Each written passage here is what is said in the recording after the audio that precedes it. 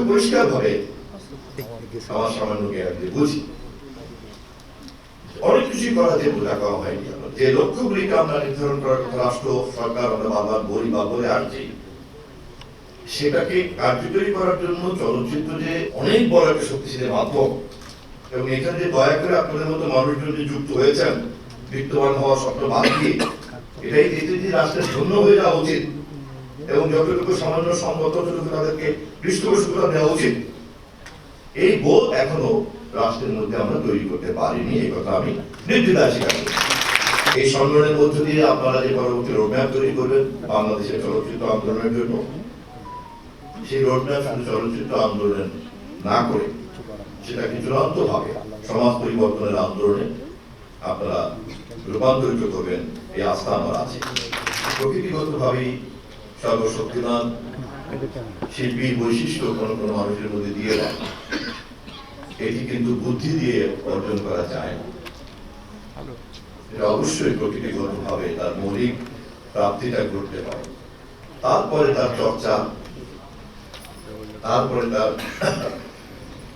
তারপরে তার নিষ্ঠা, তার জ্ঞান অর্জন করা, বিস্তৃত করা, এগুলি তাকে আরো অনেক সুযোগ তৈরি করে দেবে এবং জাতির প্রতি, দেশের প্রতি, মানুষের প্রতি, সভ্যতার প্রতি, বৈশ্বিক মানে অঙ্গনে তার অবদান রাখার ক্ষমতাকে বাড়ায়। কিন্তু মৌলিক ক্ষমতার একটা তাদের প্রকৃতির সে কারণে চাইলেই যেমন যে কেউ কাল যদি একজন নেতা হতে পারেন না, চাইলেই কিন্তু যে কোনো একজন শিল্পী হতে পারেন না। হ্যাঁ, তার প্রতিভাকে আস্বাদন করা যেতে পারে, তার গুণাবলী এবং তার কর্মকে অনুভব করা যেতে পারে, সেখান থেকে যার যার সংশ্লিষ্ট ক্ষেত্রে জ্ঞান আহরণ করা যেতে পারে। কিন্তু এই ধরনের ক্ষমতা বা এই ধরনের সফট প্রোডাক্ট সভ্যতার জন্য এটা উৎপাদন করা কিন্তু সকলের পক্ষে সম্ভব হয় না, এবং সেটা করতে পারলেই একজন প্রতিভাবান মানুষ এবং একাধিক প্রতিভাবান মানুষের একটা সংঘবদ্ধ সৃষ্টিশীলতা চর্চার একটা মঞ্চ তৈরি হবে এবং তার সভ্যতার নতুন করে গতি বাড়াবে, এবং এভাবেই সীমিত আয়ের মানুষ পরবর্তী প্রজন্মের জন্য উন্নত সভ্যতাকে নিশ্চিত করবে। এ পর্যন্ত সভ্যতার যে ইতিহাস, তাদের রাষ্ট্রের চেয়ে কোনো বড় কোনো প্রতিষ্ঠান কিন্তু সে এখন জন্ম দিতে পারেনি। সবচেয়ে বড় প্রতিষ্ঠান এবং সবচেয়ে ক্ষুদ্র প্রতিষ্ঠান হচ্ছে পরিবার। সভ্যতা যতগুলি প্রতিষ্ঠানকে এ পর্যন্ত জন্ম দিয়েছে তার মধ্যে বৃহৎ প্রতিষ্ঠান হচ্ছে রাষ্ট্র, ক্ষুদ্র প্রতিষ্ঠান হচ্ছে পরিবার।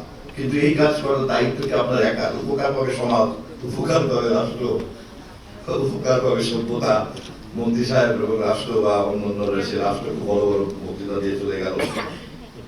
বাস্তবে কি হবে আপনার? সেখানে আমি খুব বিনীতভাবেই স্বীকার করছি এই ব্যাপারে রাষ্ট্র এখনো অনেক বেশি কম মানবিক। আমি আরো খারাপ শব্দ ব্যবহার করলাম না, খুব ডিপ্লোম্যাটিক টার্ম ব্যবহার করলাম। আমি বললাম যে রাষ্ট্র এ ব্যাপারে এখনো কম মানবিক। হয়তো মানবিকতা আছে, রাষ্ট্র এখনো তার চর্চা করতে পারছে না, বা আমি কিন্তু অমানবিক বলিনি এখনো। কিন্তু আমি খুব পরিষ্কার ভাবে আমার সামান্য জ্ঞান দিয়ে বুঝি অনেক কিছু করা যে বোঝা করা হয়নি আমাদের, অনেক কিছু করা ছিল যা করা হয়নি আমার। কেননা এটা যে একটা সভ্যতাকে, সমাজকে, দেশকে, এমনকি আমাদের এই 56,000 বর্গ মাইলের এই কাঠামোতে যে লক্ষ্যগুলিকে আমরা নির্ধারণ করার কথা রাষ্ট্র সরকার আমরা বারবার বলি বা বলে আসছি, সেটাকে কার্যকরী করার জন্য চলচ্চিত্র যে একটা অনেক বড় একটা শক্তিশালী মাধ্যম, এবং এখানে যে দয়া করে আপনাদের মতো মানুষজন যে যুক্ত হয়েছেন বিত্তবান হওয়ার স্বপ্ন বাদ দিয়ে, এটাই এতে যে রাষ্ট্রের ধন্য হয়ে যাওয়া উচিত এবং যতটুকু সামান্য সম্মত ততটুকু তাদেরকে পৃষ্ঠপোষকতা দেওয়া উচিত, এই বোধ এখনো রাষ্ট্রের মধ্যে আমরা তৈরি করতে পারিনি। এই কথা আমি নির্দ্বিধায় স্বীকার করি এবং বিনীতভাবে বলছি যে এই বিষয়টি বর্তমান মন্ত্রী হিসেবে আমি যেহেতু বুঝি, ফলে রাষ্ট্রের সর্বোচ্চ ক্ষমতা কতটুকু আছে তা হয়তো আপনাদের জন্য সীমিত, কিন্তু আমি অবশ্যই বের করবো যে আপনাদের জন্য সর্বোচ্চ রাষ্ট্রতন্ত্র আইন, বিধি এবং কানুন দ্বারা নির্ধারিত সেই সর্বোচ্চ সুযোগ যা রাষ্ট্র কর্তৃপক্ষ করে রেখেছে, আমি অবশ্যই তা আপনাদের জন্য উন্মুক্ত করব।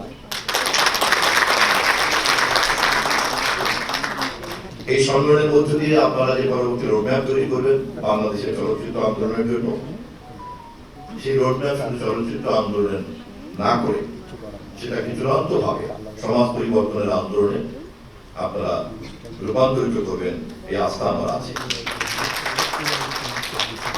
এবং সমাজ পরিবর্তনের এই কথাটা কোন নির্দিষ্ট আদর্শের প্রভাকাণ্ডা না। আমাদের খুব করুণ অভিজ্ঞতা আছে গত 50 বছর। চমৎকার চমৎকার শব্দ, কখনো সমাজতন্ত্র, কখনো ধর্ম, কখনো অমুক, কখনো তমুক, খুব নেপথ্যে দেখা গিয়েছে কোনো না কোনো একটা গোষ্ঠীর রিমোট নিয়ে বসে আছে এবং সে সকল মাধ্যমকে তার প্রভাকাণ্ডা মেশিন বানাতে চায়। মুখে বলছে সমাজ, মুখে বলছে রাষ্ট্র, মুখে বলছে সভ্যতার কথা, আসলে সে একটা গোষ্ঠী আদর্শের নামে সে একটা চিন্তাকে আরোপিত করার জন্য এই মাধ্যমকে ইনস্ট্রুমেন্ট হিসেবে ব্যবহার করতে চায়। এটাও একটা গুরুত্বপূর্ণ বিষয়। এই পেশাতে যারা মুক্ত চিন্তা করেন না, যারা কোনো না কোনো গোষ্ঠীর দাস, এমনকি কোনো না কোনো আদর্শের দাস, তাদের পক্ষে মুক্ত চিন্তা করা সম্ভব হয় না। আমি সর্বশেষ আপনাদের প্রতি এই আহ্বান রেখে আপনাদের এই মহতী সম্মেলনের শুভ উদ্বোধনী ঘোষণা করছি। আসুন সবাই মিলে মুক্ত চিন্তা করি, যেই চিন্তা দ্বারা উপকৃত হবে সমাজ এবং সভ্যতা। ধন্যবাদ।